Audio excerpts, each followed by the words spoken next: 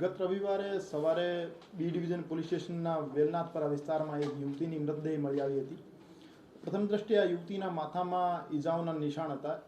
એના ઉપરથી પ્રથમ દ્રષ્ટિએ એવું લાગતું હતું કે એની હત્યા થયેલી છે. માનનીય સીપી સર બ્રજેશકુમાર જાસર અને additional CP sir Mahendra Bagadiya sir દ્વારા ગુનાની ગંભીરતા સમજી ક્રાઇમ બ્રાન્ચની અને લોકલ પોલીસની અલગ અલગ ટીમો બનાવવામાં આવેલ હતી. આ તપાસના કામે મનોજ દામોર સાહેબ, પીઆઈ શ્રી જાદવ સાહેબ અને પીઆઈ શ્રી ગોંડલિયા સાહેબની ટીમોને ટેકનિકલ અને હ્યુમન સોર્સના આધારે હકીકત મળી કે એ જે યુવતી છે, યુવતીના પતિ હિતેશભાઈ છે, એમના દ્વારા જ એમની હત્યા કરવામાં આવેલ છે. બનાવનું કારણ પૂછપરછ દરમિયાન એવું સામે આવેલ છે કે સ્નેહાબેનના લગ્નના તરત જ પછી એમના વચ્ચે બંને વચ્ચે અમુક વસ્તુઓને નાની નાની બાબતોને લઈને માથાકૂટ ચાલતી હતી અને હિતેશભાઈ એના ઘરકંકાસથી કંટાળી ગયા હતા અને સ્નેહાબેન નાની નાની વાત ઉપર એના ઉપર શંકા કરતા હતા. વારંવાર એમને વિડીયો કોલ કરતા હતા અને એને લોકેશન બાબતે પૂછતા હતા અને પોતાના સાસુ સસરા બાબતે ગાળી ગલોચ કરતા હતા.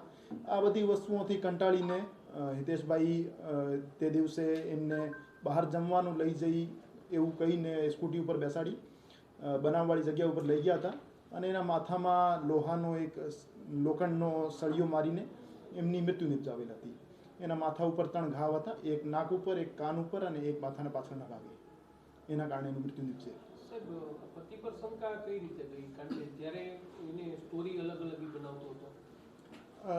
એમના પતિ દ્વારા હત્યાનો બનાવ આપેલો કારિત કર્યા પછી જે મરણ થનાર છે એના ઘરનાઓને સંપર્ક કરવામાં આવેલ હતો કે તમારી બહેન ઘરેથી નીકળી ગઈ છે પાણીપુરી ખાવાનું કહીને અને મળતી નહીં. તો એના પછી આખી રાત એમના સાથે મળીને શોધખોળ પણ કરવામાં આવેલ હતી અને જે એમના પતિ છે એમની સ્કૂટી ઉપર બ્લડના દાગા મળી આવેલ હતા અને એમના કપડા પર હ્યુમન બ્લડના દાગા મળી આવેલ હતા. એના કારણે પ્રથમ દ્રષ્ટિએ એના ઉપર શંકા ગઈ અને પછી પૂછપરછ દરમિયાન એમના દ્વારા કબૂલ કરવામાં આવેલ હતું કે એમના દ્વારા જ હત્યા કારિત કરવામાં આવેલ છે. 3 વર્ષનો લગ્નગાળો છે અને લગ્નગાળાના શરૂઆતથી જ એમના વચ્ચે નાની નાની બાતોને લઈને મનદુખ ચાલતો હતો. સર, આરોપી દ્વારા સમગ્ર પ્લાનિંગ કરવામાં આવ્યું હતું કે મોબાઈલ છે આ બેન ઘરે મૂકીને ગયા હતા, પછી એક આખી મનગઢ સ્ટોરી કરેલી હતી. તો ક્યાંય આરોપી જે છે એને લાંબા સમયથી પ્લાનિંગ કરેલ હોય એવું હજુ સુધી પ્રાથમિક પૂછપરછમાં સામે નહીં આવ્યો. તે જ દિવસે એને 3-4 વખત જે મરણ થનાર છે એમના દ્વારા કોલ કરવામાં આવેલા હતા કે તમે મને બહાર લઈ જવાનું કહેતા હતા સવારે અને હજુ સુધી ઘરે કેમ નહીં આવ્યા, તમે ક્યારે આવશો? તો વારંવાર કોલ કરવાથી અને વારંવાર જે માથાકૂટ ચાલતી હતી એના કારણે એને નિર્ણય લીધો કે આજે એને મારી નાખવાની છે. એક સીસીટીવી સામે આવ્યા હતા કે જેમાં મહિલા બહાર જતી દેખાય છે, તો એ સમયે ક્યારે ગઈ હતી અને આ ભાઈ છે એ ક્યારે પોતાના ઘરેથી એને બહાર લઈ ગયો હતો? એ જે આરોપી છે, આરોપી પોતાના કારખાને ઉપર હતા. તો ત્યાં એની જે વાઈફ છે મરણજના સ્નેહાબેન, એમના દ્વારા એમને વારંવાર કોલ કરવામાં આવતા હતા અને ફોન ઉપર ગાળાગાળી પણ થઈ અને મા બેનની ગાળો બોલી એનાથી એને ગુસ્સો વધી ગયો અને કારખાનાથી જ એક લોહાનો સળિયો લીધું અને એમને કીધું કે અમુક સ્પોટ ઉપર તમે આવી જાઓ, પછી આપણે બહાર જમવા માટે જઈએ.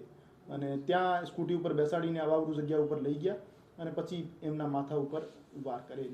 બનાવ સમયે આ જે મહિલાનો ફોન છે એની સાથે હતો અને પછી આ ફોન છે ઘરે મૂકવામાં આવ્યો હતો એવું કંઈ?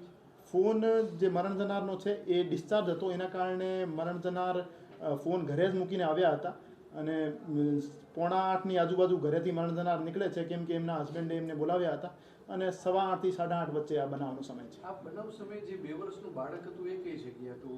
પત્ની મૂકીને આવી હતી કે પતિ મૂકીને આવી ગયો તો શું હતું? એ બનાવની વખતે એ જે બાળક હતો એમનો 2 વર્ષનો, એ આરોપી જે છે આરોપીના માતા પિતા પાસે હતો અને એ એમનો રૂટીન કોર્સમાં એમને મૂકીને આવ્યા હતા. એની પત્ની જે છે બાળકનું ધ્યાન નહોતી રાખતી એટલે રેગ્યુલરલી એને જે હસબન્ડ છે આરોપી છે એ પોતાના માતા પિતા પાસે જ રાખતા હતા. સવારે મૂકીને આવે ને સાંજે લઈ આવે. ગુનાના કામે આપણે શું કબજે હાલ કરેલું છે? હજુ સુધી ડિસ્કવરી પંચનામા ક્રાઇમ બ્રાન્ચ દ્વારા કરવામાં આવેલ નથી. એ લોકલ પોલીસ સ્ટેશન દ્વારા જે આઈઓ છે એમના દ્વારા કરવામાં આવશે. ઓકે સાહેબ, એક હિન્દીમાં